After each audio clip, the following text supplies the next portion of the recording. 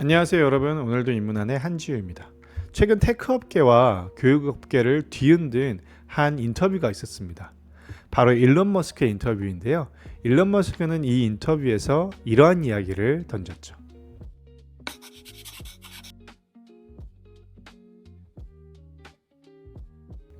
자, 이 이야기를 들으면 어떤 생각이 드시나요? 와, 일론 머스크가 정말 또 과장해서 이야기하는 건가? 혹은 인공지능과 로봇이 인간 의사를 대체하는 시대가 오는 것인가?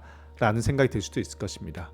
그래서 오늘 여러분들과 함께 이 인공지능 로봇이 인간을 대체하는, 인간이 특히 의사를 대체한다라고 이야기가 되고 있는 이 시대에 과연 우리는 어떠한 준비를 해야 되는 것인가? 어떠한 능력이 그럼 인공지능과 로봇이 대체하기 어려운 인간만의 고유한 능력인가에 대한 그 질문에 대한 답을 함께 찾아보도록 하겠습니다.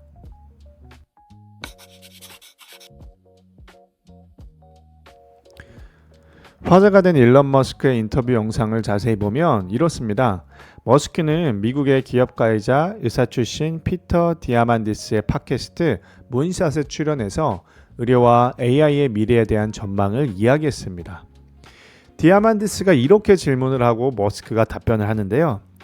그렇다면 사람들은 더 이상 의대에 갈 필요가 없다는 말씀이신가요? 그러니 일론 머스크가 이렇게 답변을 하죠.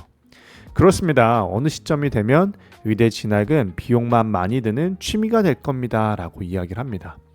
자, 전체 인터뷰를 자세히 보면 사실 이 발언은 도발적인 맥락이라기보다는 기술 진보로 인해서 의료기술의 혜택을 다수의 사람들이 볼 수 있다라는 맥락에 가깝긴 해요.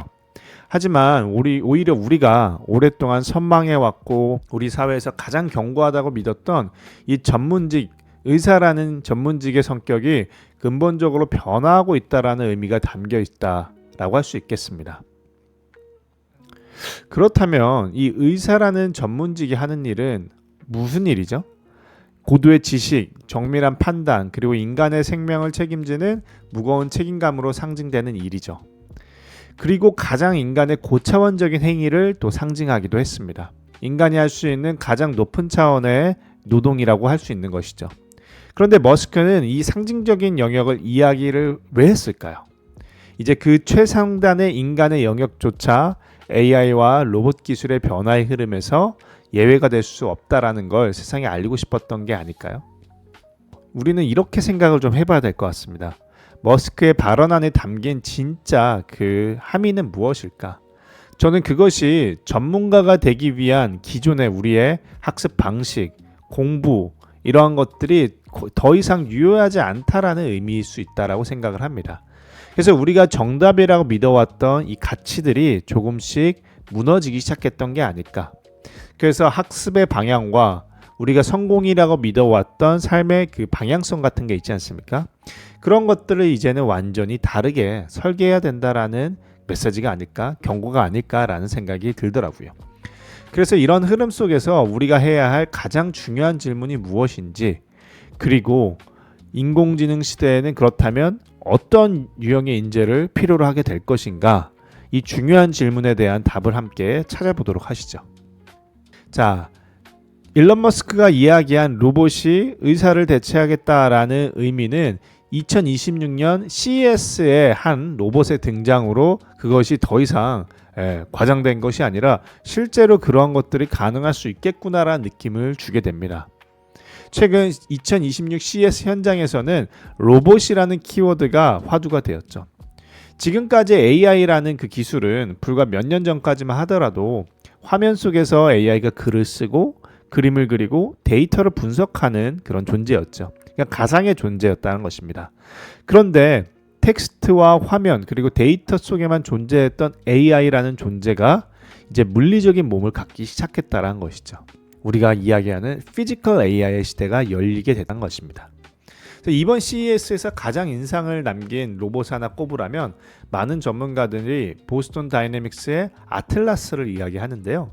실제로 여러 기술 평가와 미디어 반응을 종합해 보면 아틀라스가 이번 CES에서 사실상 가장 높은 주목도를 기록한 로봇이었습니다. 아틀라스는 단순한 동작 시연이 아니라 실제 환경에서의 안정성, 판단 능력, 그리고 학습 능력까지 우수하게 보여주었기 때문이죠. 이 아틀라스가 등장해서 다양한 기술들을 실현했던 이 장면은 기술업계뿐만이 아니라 금융시장에도 즉각적인 반응을 불러오기도 했죠. 아틀라스의 최대 주주로 알려져 있는 보스턴 다이내믹스의 최대 주주 현대자동차가 함께 주목을 받게 되었습니다. 그리고 최근 현대자동차 근로자분들과 현대자동차가 충돌을 하기도 했죠. 그러면 로봇이 생산 라인에 투입되기 시작한다면 인간이 더 이상 설 자리가 없기 때문에 우리는 로봇의 투입을 반대한다라고 성명을 내기도 하셨죠. 그래서 우리는 이 장면을 통해서 로봇과 AI가 이제 더 이상 단순히 미래 기술이 아니라 정말 우리 피부에서 느껴지는 실제 산업 현장에서 사용할 수 있는 수준으로 발전했구나라는 것을 알 수 있게 됩니다. 그래서 현실적인 성장 동력, 산업의 성장 동력이 되었다라고 2026 CES 이후에 그런 시선이 확산되기 시작했다는 것이죠. 즉 기술 진전이 단순히 연구 성과에 그친 게 아니라 산업과 자본의 흐름까지 영향을 주고 움직이게 했다라는 그런 하나의 역사적인 사건이었다라고 할 수 있겠습니다. 지금 보시다시피 로봇이 덤블링을 하는 이 장면은 상징적인 장면이라고 할 수 있겠는데요. 기술 업계뿐만 아니라 금융시장에서도 이렇게 반응했던 이유이기도 합니다. 즉 로봇이 이제 단순 노동을 넘어서 AI라는 소프트웨어를 뇌로서 탑재하고 주변 환경을 스스로 인식해서 상황에 맞게 다양한 고차원적인 그런 행위들을 동작들을 수행할 수 있게 된 것인 거죠. 단순히 걷거나 물건을 옮기는 수준을 넘어서 스스로 작업 순서를 판단하고 실패를 겪고 그 경험을 즉시 자신의 학습 데이터로 바꾸고 실패들을 극복하게 되는 것이죠. 그래서 이것이 의미하는 건 지시나 제어가 없이 스스로 학습하고 앞으로 스스로 실수를 제어할 수 있는 존재가 된다는 것입니다. 그래서 인간이 사사건건 지시하지 않아도 상황에 맞춰서 자신의 행동을 선택하는 그런 단계로 들어온 것이라고 할 수 있습니다. 특히 인상적인 것은 학습 방식인데요. 이들은 실패를 겪으면 누군가 코드를 다시 짜주길 기다리지 않게 된 것입니다. 실패 자체를 학습 데이터로 삼아서 다음 행동에 반영하고 이제 로봇은 드디어 지시받는 기계에서 선택하고 적응하는 존재로 이동하고 있다라고 볼 수 있겠습니다. 그래서 아틀라스가 보여준 가장 중요한 변화는 이제 로봇은 자신이 넘어질 가능성까지 계산해서 그걸 미리 사전에 준비한다는 것이죠. 예방한다는 것입니다. 그리고 만약 넘어지지 않게 된다면 어느 방향으로 넘어져야 손상을 최소화할 수 있는지까지도 예측할 수 있게 된 것입니다. 그리고 그 전 과정을 AI가 이제 학습해서 다른 로봇들에게 시행착오들을 최소화할 수 있겠죠. 이것은 즉 로봇이 실수를 제거하는 존재에서 불확실한 현실을 전제로 판단하는 지능으로 진화하고 있다는 것을 의미하는 것이죠. 그래서 지능이 물리적 세계와 직접 연결되는 단계, 이게 바로 피지컬 AI의 등장이 의미하는 상징적인 사건이다라고 할 수 있는 것입니다. 그래서 많은 전문가들이 최근에 이런 이야기를 하기 시작했는데요. 미래학자이자 위대한 기술적 사상가인 레이 커즈와일이 예견했던 것처럼 인간의 지능을 기술이 넘어서는 시점을 우리는 보통 기술적 특이점이라고 부르죠. 이 싱귤레러티라는 이 시기가 피지컬 AI의 등장으로 인해서 어쩌면 우리가 생각했던 것보다 더 빠르게 다가올 수는 있지 않을까라는 생각을 하게 되는 것이죠. 그래서 인공지능이 물리적 실체와 결합하는 순간 그 순간 지식의 양과 숙련도로 평가돼 왔던 그런 가치들이 성격이 변화할 수밖에 없다는 것이죠. 그래서 어쩌면 우리는 이러한 고민에 빠질 수 있는 것입니다.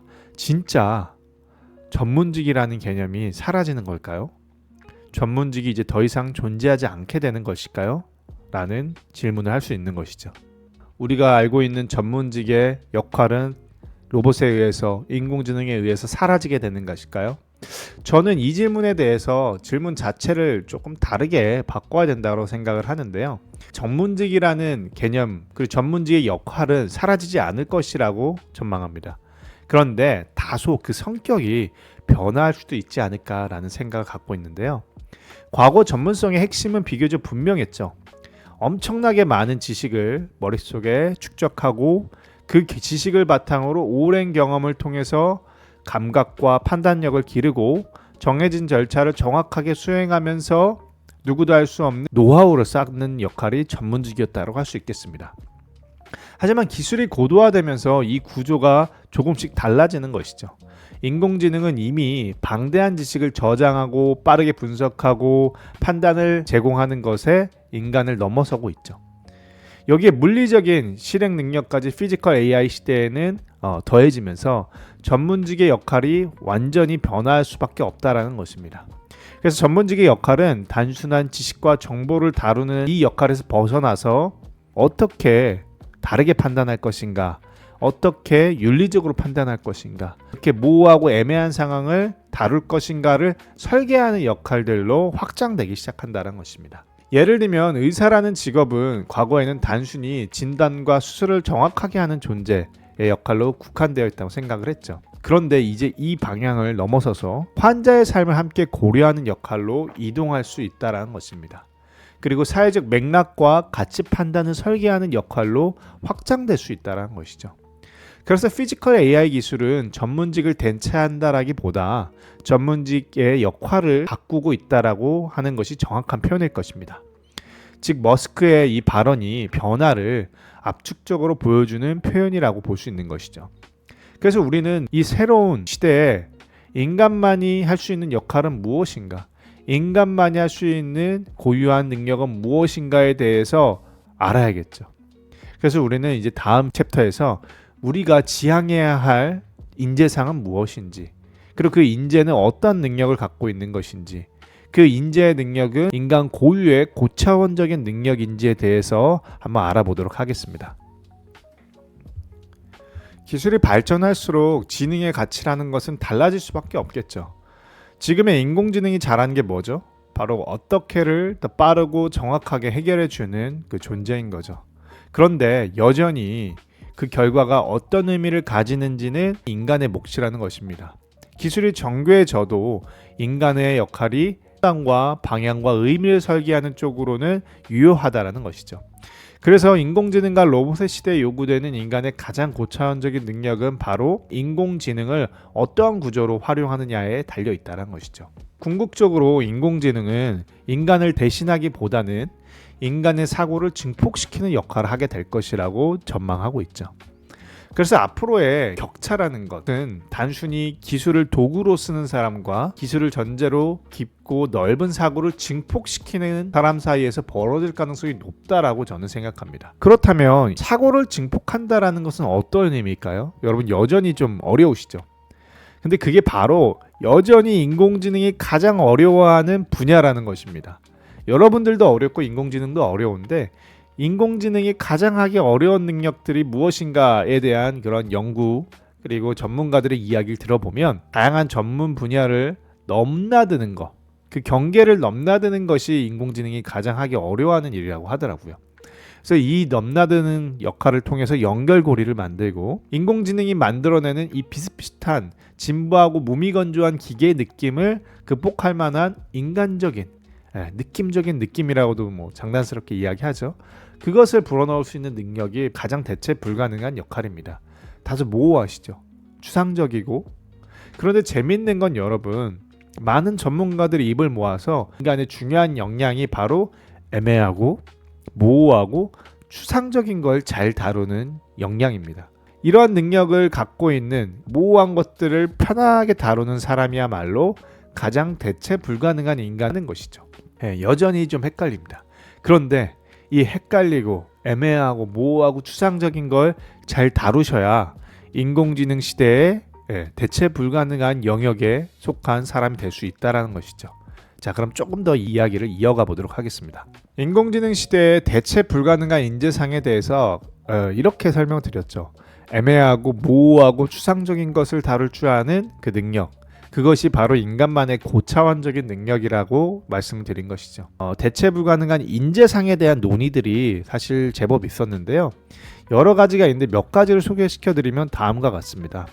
뭐 예를 들면 가장 왼쪽에 이 수레바퀴의 대체 불가능한 부품이라는 의미를 갖고 있는 이 린치핀이라는 표현도 있고요. 디지털과 아날로그의 경계를 에서 역량을 발휘하는 이 휴탈리티라는 개념도 있습니다.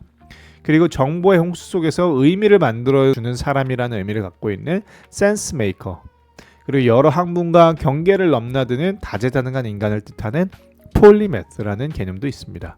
그런데 저는 이러한 개념들보다 조금 더 선호하는 개념이 있는데요. 바로 퍼즈라는 개념입니다. 퍼즈라는 단어는 원래 이런 의미를 갖고 있습니다.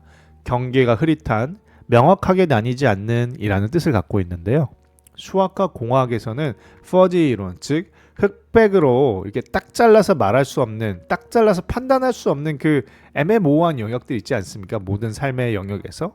근데 이것을 현실을 연속적인 상태로 다루는 사고 방식으로 오래전부터, 제법 오래전부터 사용되었던 개념이기도 합니다. 퍼지 티오리라고 해서요. 퍼지 이론이라고 해서. 그런데 또 이 퍼지라는 개념, 바로 이 실리콘밸리에서 단어를 가지고 활용을 합니다. 실리콘밸리에서는 이 퍼지라는 개념을 인재를 설명하는 언어로도 사용하고 있습니다. 실리콘밸리의 벤처 캐피털리스트이자 작가인 스콧 하틀리는 자신의 책 The Fuzzy and the Techie에서 이런 이야기를 하는데요. 퍼지형 인재는 흔히 테키한 인재와 대비되는 개념이고, 테키가 특정 기술 스택과 문제 해결 능력에 집중하는 사람이라면 퍼지형 인재는 기술과 기술 사이, 기술과 인간 사이의 맥락을 연결하는 사람이다 라고 하는 것입니다. 그래서 퍼지형 인재는 코드를 가장 잘 짜는 사람은 아니지만 이 기술이 만들어내는 결과가 어떠한 사회적 의미를 가지는지, 어떠한 선택이 인간의 삶에 더 적합한지 등을 판단할 수 있는 사람이라는 것이죠. 그래서 실리콘밸리에서 이들이 주목받는 이유는, 그리고 이들이 리더 그룹에 속해 있는 이유는 분명합니다. 왜냐하면 기술이 충분히 발전한 이후에는 기술 자체보다는 기술을 어떻게 인간의 삶에, 인류의 삶에 적용할 수 있는가가 더 중요해지기 때문이라는 거죠. 그래서 이 퍼지형 인재가 갖고 있는 그 독특한 능력, 모호한 상황을 편안하게 다루고 여러 가지 이질적인 요소들을 함께 고려해서 종합적인 판단할 수 있는 사람이라는 것이죠. 이들은 정답을 빨리 찾기보다는 어떠한 질문이 더 중요한지를 먼저 고민하고 올바른 방향, 올바른 의사결정을 하는 사람이라는 것이죠. AI가 이 수많은 선택지를 제시할 수는 있지만 어떠한 선택이 옳은 건지, 선택에 대한 책임을 질 것인가에 대해서는 AI가 할 수는 없는 영역이겠죠. 그래서 한 사람의 가치와 맞는 방향, 한 공동체, 한 시대의 인류가 고민하는 이 방향을 설계하는 일들은 여전히 인간의 역할이기 때문이라는 것이죠. 그래서 이제 전문성의 기준은 과거의 지식을 소유하고 이 지식을 활용해서 나만의 감각이나 노하우를 키우는 격에서 맥락을 설계하는 방식으로 이동하게 된다는 것입니다. 이 퍼지형 인재가 어쩌면 인공지능과 로봇이 하기와 가장 어려운 일들을 다루는, 인간적인 영역의 일들을 다루는, 그래서 이들이야말로 바로 이 전환기에 가장 뛰어난 역량을 발휘하는 사람이다 라고 하고 있는 것이죠. 그래서 다음 영상에선 제가 이 퍼지형 인재에 대해서 어떠한 사람들이 있는지, 그리고 이들은 어떠한 능력을 활용해서 좋은 성과를 내고 있는지에 대해서 알아보도록 하겠습니다. 자, 그럼 마무리를 좀 해보도록 하겠습니다. AI 시대는 인간의 역할이 사라지는 시대가 아니라고 저는 생각합니다. 오히려 우리에게 더 본질적인 질문을 던지는 시대일 수 있죠. 이제는 정답을 빨리 하는 것보다 어떤 질문을 던질 수 있는지가 더 중요해지고 있죠. 그래서 기술도 속도나 효율이 아니라 어디로 가야 하는지, 그 방향과 의미가 더 중요해지는 시대인 것이죠. 그 방향과 의미를 만들어낼 수 있는 대체 불가능한 인간만의 능력이 필요하고 요구되는 것입니다. 그런데 우리는 여전히 명확하고 확실하고 효율적인 것들을 선호하죠. 우리는 오히려 불확실하면 빨리 정리하고 싶어 합니다. 답을 정하고 그 위험을 피하고 싶은 거죠. 그런데 앞으로는 오히려 그 불확실함을 견디는 힘이 더 중요해지는 시대라는 것입니다. 정보가 충분하지 않아도, 결과가 분명하지 않아도 스스로 기준을 세우고 결정할 수 있는 사람이 가장 대체 불가한 것이죠.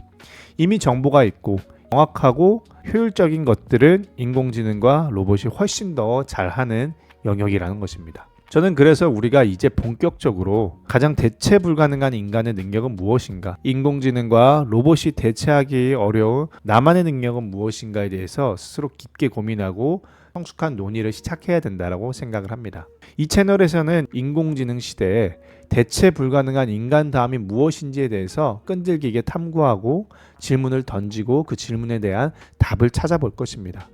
그리고 그 결과물들을 여러분들께 제가 친절하게 소개시켜 드리려고 합니다.